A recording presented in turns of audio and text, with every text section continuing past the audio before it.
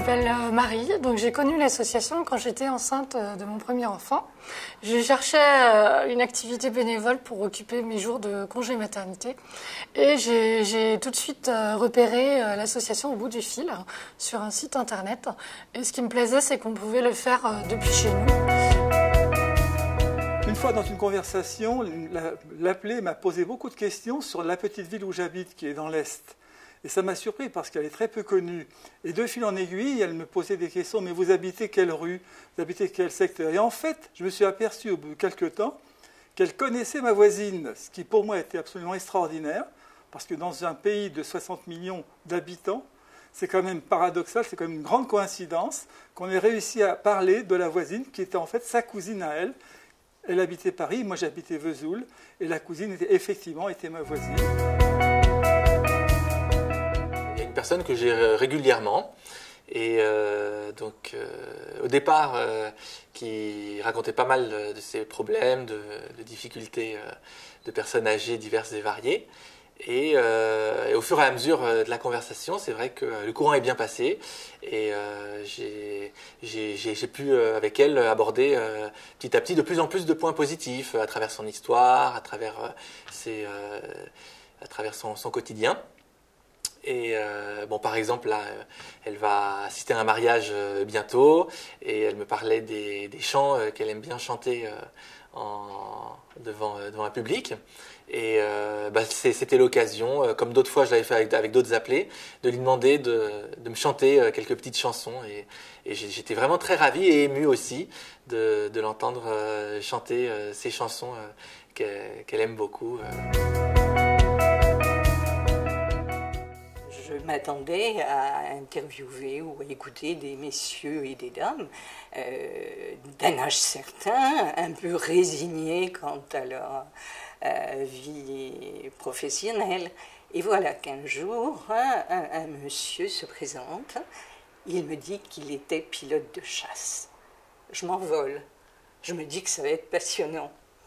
Et il me raconte qu'il pilotait un avion à hélice. Quoi? Un pilote de chasse sur un avion à hélice? Mais ça ne se fait pas. L'avion à hélice, c'est Saint-Exupéry, mais pas un pilote de chasse. Eh bien si, il paraît qu'au début, les avions pour pilote d'essai avaient des hélices. Voilà. J'ai été particulièrement émue par le coup de téléphone que j'ai vu avec une dame très âgée, de 98 ans. Et cette dame avait déjà perdu son fils et quand j'ai bavardé avec elle, elle venait d'apprendre que son petit-fils avait un cancer. Lorsque cette femme m'a parlé de son petit-fils, j'ai compris que c'était la première fois qu'elle pouvait en parler à quelqu'un. Et à ce moment-là, j'ai senti l'importance de mon rôle d'appelant au bout du fil. Donc une histoire qui m'a énormément émue, c'est un homme que j'ai eu au tout début de mes écoutes, il y a 3-4 ans. Il m'a raconté sa vie professionnelle, qu'il avait énormément pris et qu'il avait privé de ses enfants.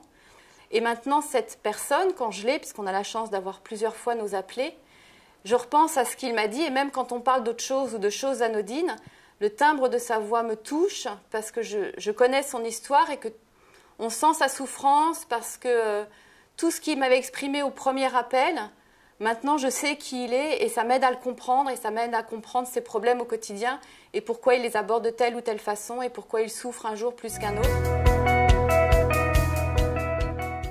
C'est très enrichissant et je dois dire que à chacune de mes séances, je suis toujours heureuse d'apporter du réconfort à des personnes en souffrance.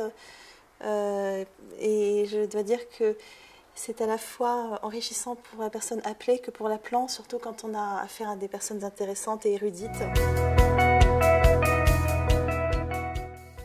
J'aimerais raconter un souvenir qui m'a marqué par rapport à une dame qui s'appelle Jacqueline, qui est une dame qui a à peu près 80 ans, qui vit en maison de retraite seule, mais qui, dès son arrivée en maison de retraite, a décidé d'essayer de côtoyer des gens plus jeunes qu'elle. Et elle a mis une annonce dans un supermarché pour rencontrer des gens plus jeunes.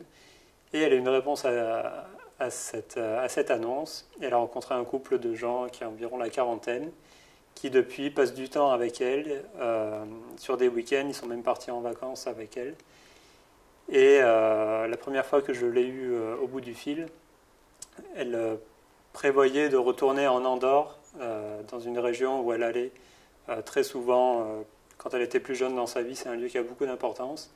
Et elle projetait d'y aller, et la fois d'après où je lui ai parlé, elle allait enfin partir avec ce couple de personnes, et j'ai trouvé ça magnifique qu'elle puisse concrétiser ce rêve, qu'elle y croit et que ça se réalise. Alors, j'appelle Marguerite. Et Marguerite me dit, Madame, je suis au bout du rouleau. Je n'en peux plus. Mes enfants sont malades. Je n'ai pas d'argent. Et je n'en peux plus, je n'en peux plus. Je me dis, bon, est-ce que vous dormez? Est-ce que vous mangez convenablement? Il y a eu un silence. Et j'ai vu que son esprit était occupé autrement. Et elle se met à me raconter qu'elle est très fière d'elle parce qu'elle a maigri de 20 kilos. Alors, je lui pose des questions, mais comment avez-vous fait pour maigrir de 20 kilos toute seule? Oui, toute seule. Elle est très fière d'elle, très fière. On a échangé. Elle m'a donné ses trucs, ses histoires. Et elle est partie, on s'est quittés en rigolant autant l'une que l'autre. Alors, un souvenir amusant, c'était un jour une dame bien malade qui me dit « Vous voulez que je vous raconte une blague ?» Alors j'ai dit « Oui, bien sûr ».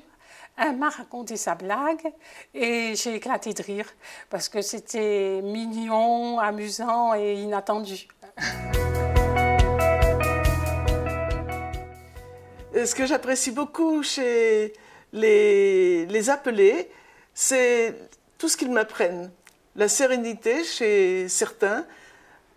Beaucoup ont une bonne dose d'humour.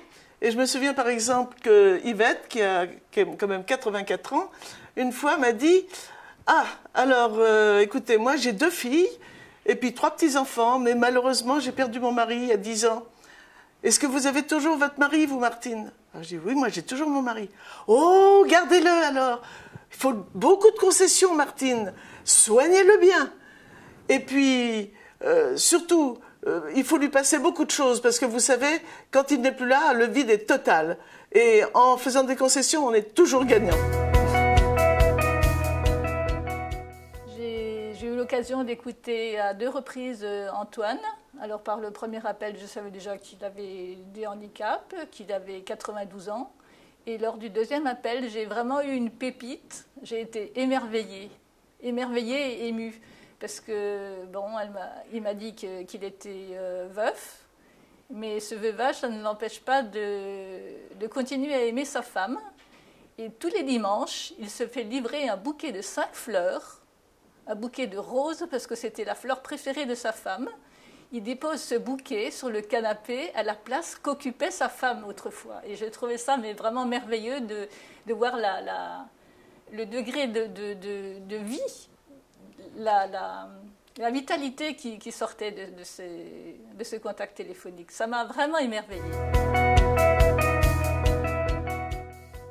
Il y a quelque temps, chez Au bout du fil, une dame de 75 ans, handicapée, m'a confié qu'elle avait demandé l'homme qui aujourd'hui partage sa vie en mariage. Je retiens de ce témoignage de profiter des bons moments que la vie nous offre. Chaque appel est une bonne leçon de vie. Et c'est beau, quoi. C'est des partages d'émotions qui sont très, très beaux. Au bout du fil, c'est vraiment des belles rencontres et on n'est pas déçus. Et on en redemande.